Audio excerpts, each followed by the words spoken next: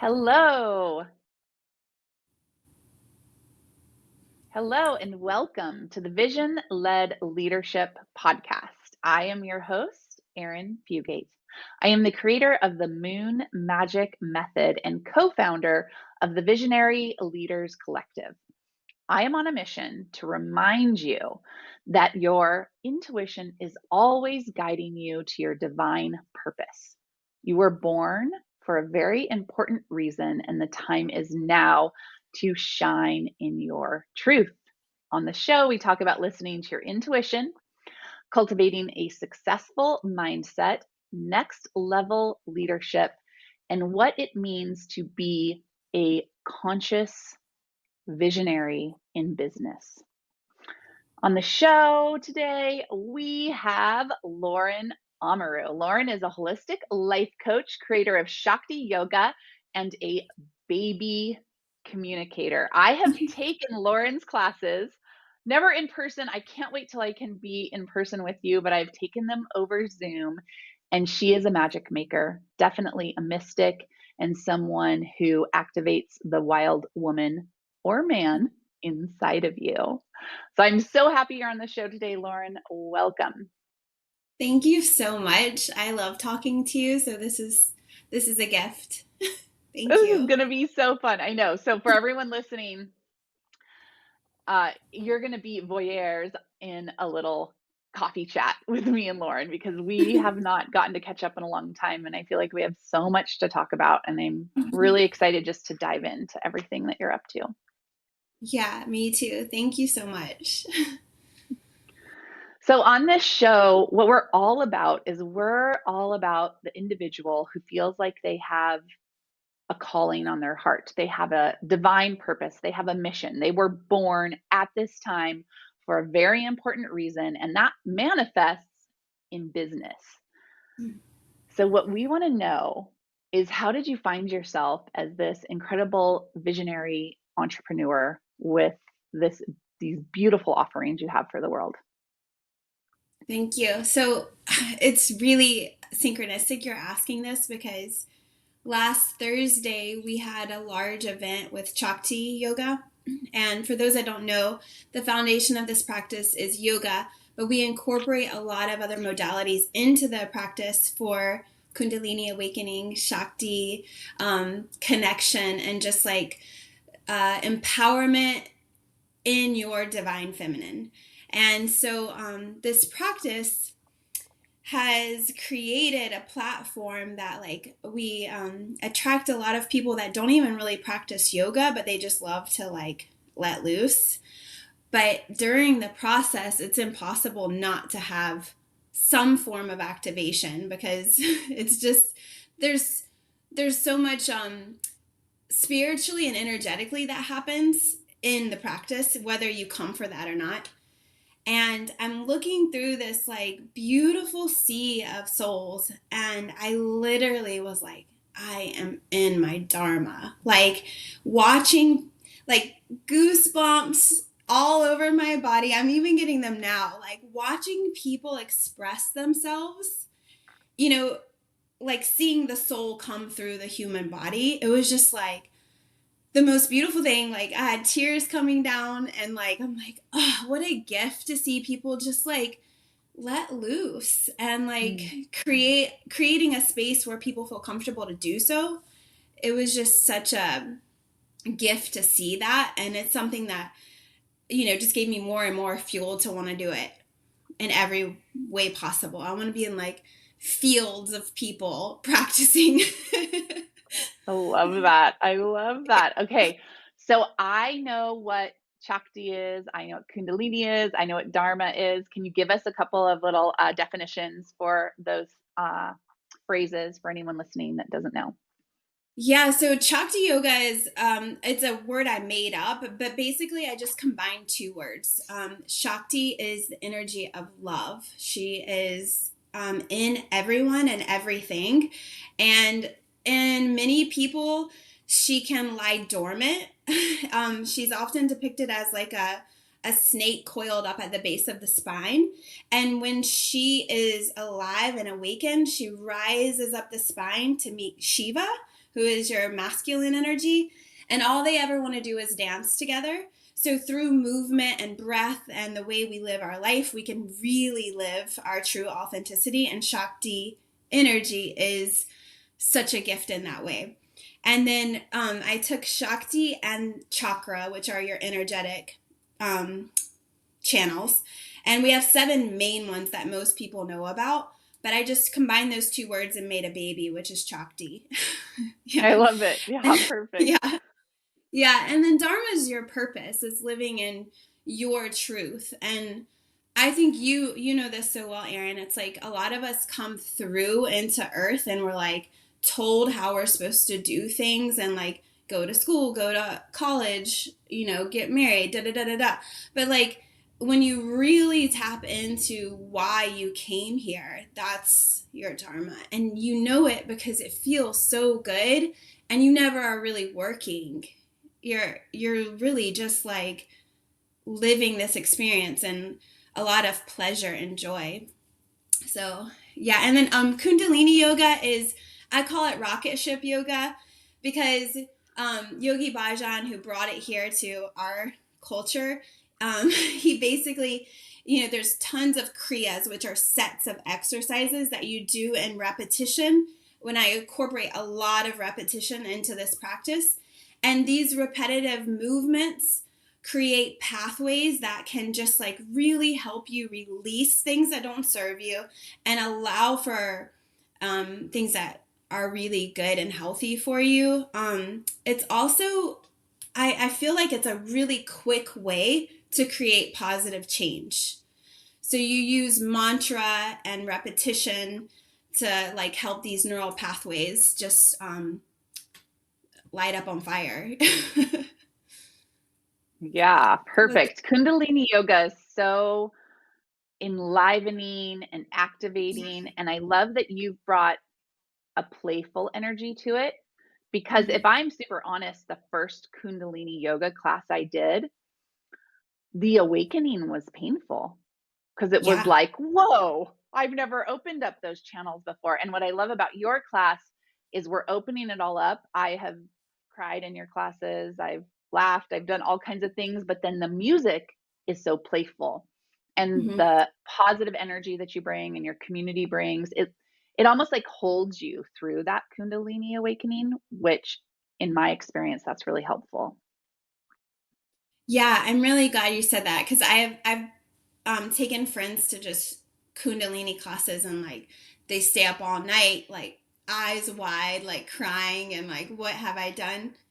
And it's been a process, but I really feel like, just honoring the chain of teachers along the way, like I really feel great about incorporating the Kundalini bits that we do into the practice for just like here's a little bit, and Yeah, like it's you're having perfect. so much fun that you're like, oh, I can keep doing this.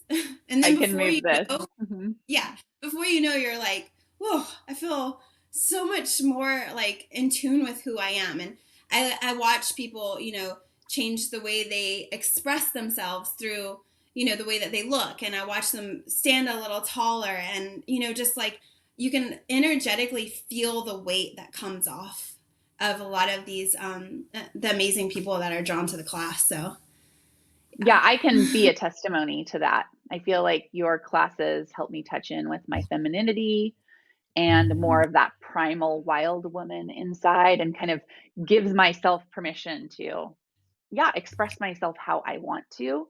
And instead of conforming to the world, I'm going to let the world conform to me.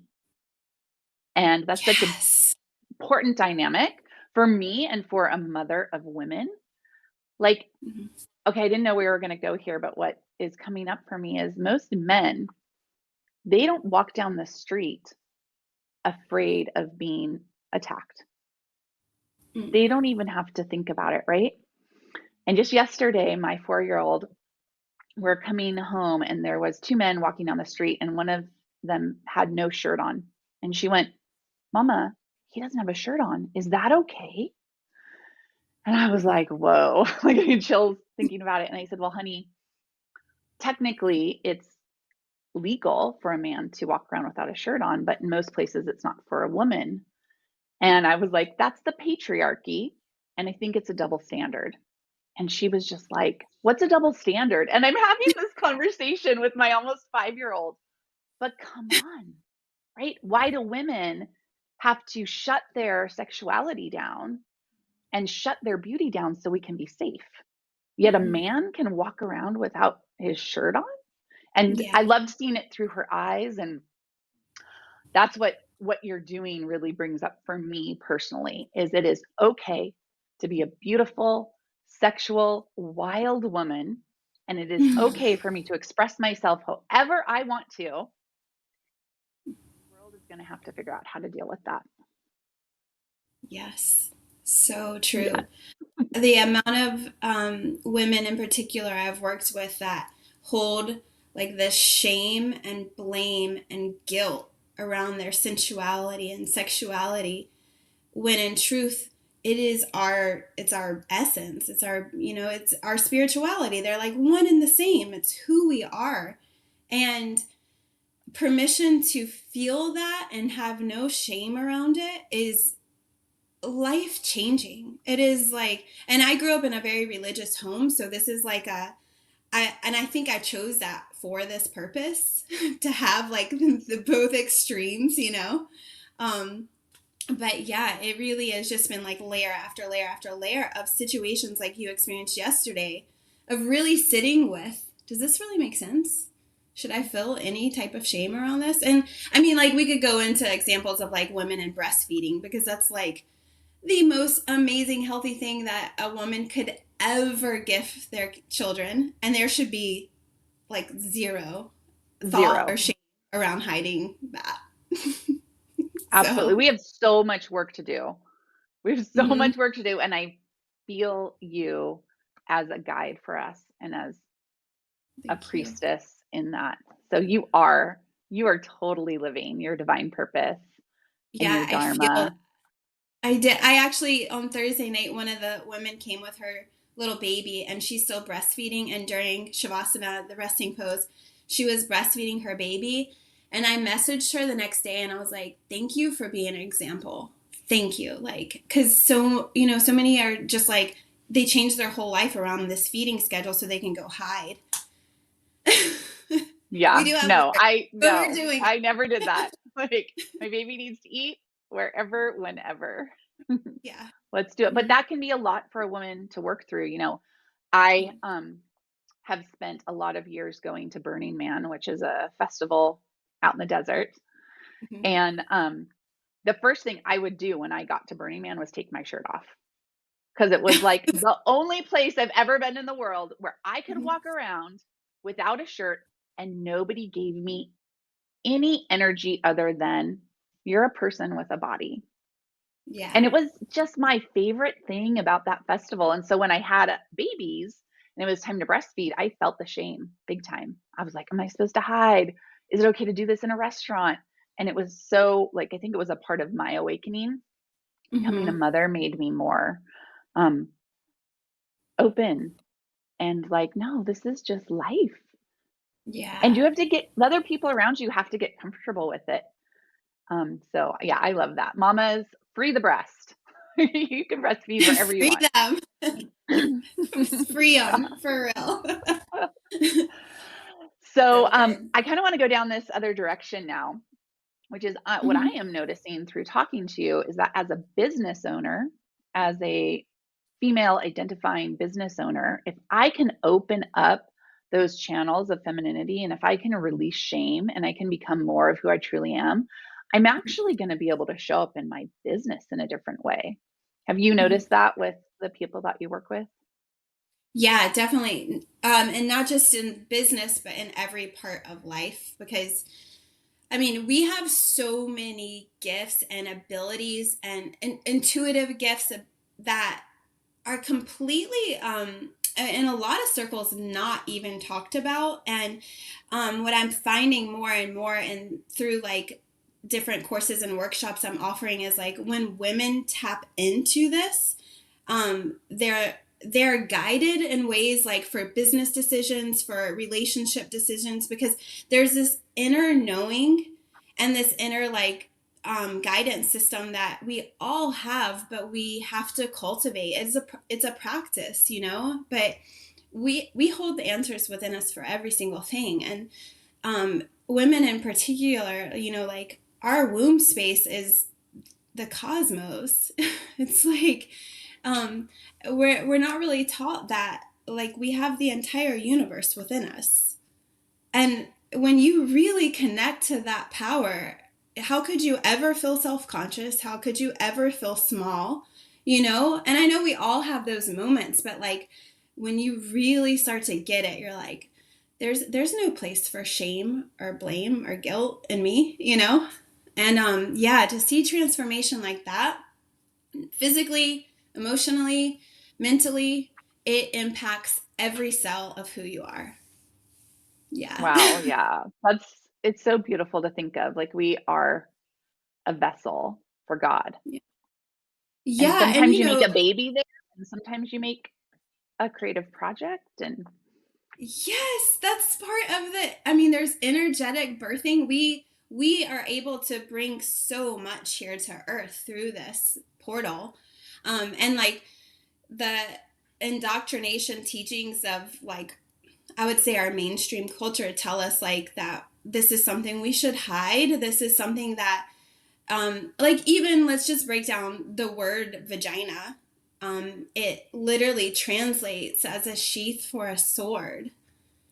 And when you understand like that, you're like, that is not at all what I am. And so that's why I call the course that's coming up, it's called Yoni Magic. The Yoni Magic is creation. It's the source of life, you know, and it's that is where I'm like the birthplace of the universe is within me versus sheath for a sword. And that word is used very frequently. So like we really like we're doing a lot of work to just like rid and deprogram and debunk all of these things that we're taught as normal, you know? yes, I'm so glad you brought up yoni magic and that we're talking about this because I teach my girls the word yoni. And Mm-hmm. sometimes there's feedback from society that you need to teach them the proper name of the anatomy.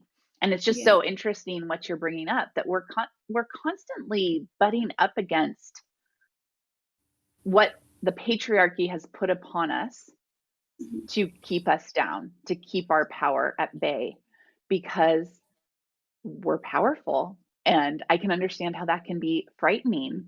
But to know what the words mean and to actually have that consciousness there and to tap into to even the fact that we're just talking about the yoni. That's what we're talking about. We're moving into this now, right? We're talking about Yeah. yoni magic and freeing Yeah. the breast. Let's do And you're it. like, okay, it's okay. In fact, there's probably secret treasures there more than you even know.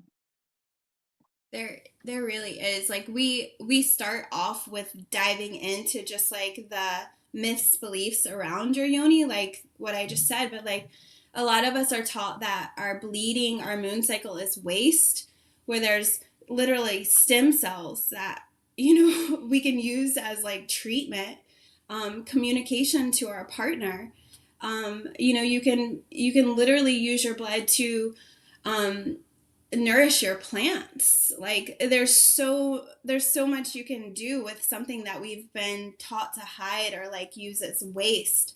The moon is not dirty in any way, and in fact like our capabilities during our moon cycle, our intuitive abilities are heightened. We're able to see more clearly during our moon, and like I would venture to say that a lot of people think it's a time of pain, a time that they dread, a time that they have no idea how powerful you're literally like in your most witchiest, powerful creative state during your moon.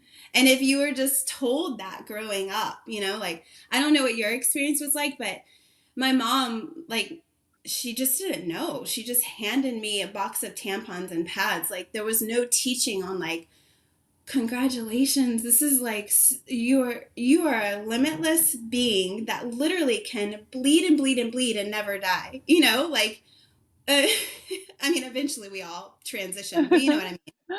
We Yeah, we constantly bleed, and it's so incredible. And even our auric field expands when we bleed. We're able to impact more people around us. So it's like I want more than anything for women in particular to know that power. Like, period. it is. It is so powerful. I used to have extremely painful periods, and it was a time when I just felt so yucky, and I would take, whatever the pills were that helped your period pain. And what changed for me is when I realized that my period was when I would create my own red tent. I was in pain Yes. because I was a part of the system that said, well, you still have to go to work, you still have to clean the house, you still have to do. And the moment I went, you know what? I'm going to take 24 hours. That's all that my body was really asking for. 24 hours to red tent, which for me meant laying in bed, taking a bath, watching a movie, eating chocolate, whatever I wanted. Then the pain became less and less and less. And here's the most amazing thing: after I had my baby, no more period pain ever again. Wow. Wow. What a And healing. I, yeah, isn't that right? It was like, whoa. Well, it was almost like my body finally, my cervix learned how to open Mm. and the period pain went away. Yeah, there's a lot there that we really tap into that during the weeks of pleasure, because our ability to relax is there's a lot of stress and a lot of like feeling like do, and like it's so telling of just like you creating that red tent and how your body was like, oh, I can relax. And then when you do that, there's less and less pain when we're able to live in ease. And the potential for more and more and more pleasure from that space. So it just, the benefits keep going the further you go down this, Yes. Yeah. So this is such a good time for us to kind of transition and wrap it up. Yeah. And I heard a great hint here, and maybe we can just tease everyone a little bit. I didn't know this until recently, but there is immense sexual pleasure in your cervix. Are you going to teach that in the Yoni Yeah. Magic course? Is that something women get to learn?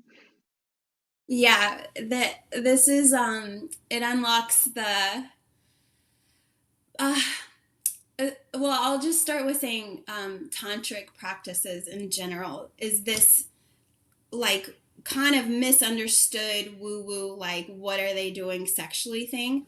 But Tantra and the ability to receive this like cervical orgasms and these types of pleasure is expansion into joy and pleasure in every single aspect of life. And so the benefits of these types of orgasms is literally it impacts every single thing you do, like the pleasure of walking by flowers, or the acknowledgement and the awareness in this experience that really we all have the capability of having. But these types of energetic releases are just so powerful for that. So we, in one of the weeks in particular, we map our yonis, and that's like a process where you really learn your anatomy and where you feel good and where you feel pain.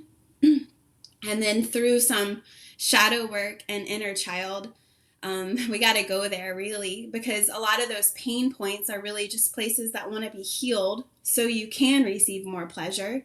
And so through the mapping, then it's just like the next step to the next step. And then you are able to, enjoy the many different types of orgasms available to you. You can orgasm in your throat.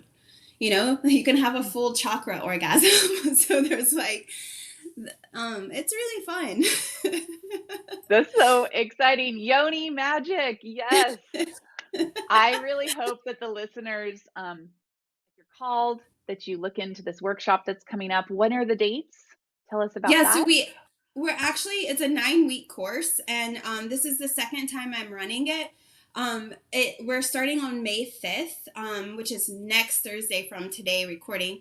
But it's a 9 week course, and we meet together live every Thursday night. And then there's like little bits of homework and reading that we do in the interim, and yeah, but also just to like put it in your head, like I'm gonna keep these going. Like it's just the last one was so powerful. I'm like I'm just gonna keep going with this and more workshops along the line of it as well. So Perfect. Perfect. yeah. And so we're going to put the link in the show notes so you can go Mhm. and find out about the workshop, sign up for it. You also do these beautiful yoga classes via Zoom. So anywhere you live in the world, you can join in. So would you tell us a little bit about that and how people can come to your yoga class?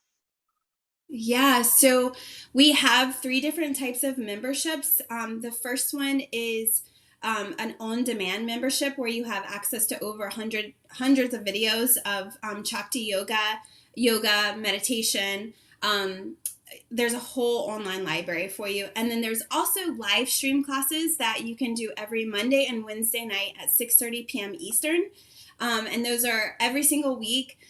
We have it tonight if anyone wants to join. And for your listeners, I would love to gift, if anyone would like to try the live stream membership, their first month for free. So they can have access to on-demand library and the live stream classes. And I would love to practice with all of them.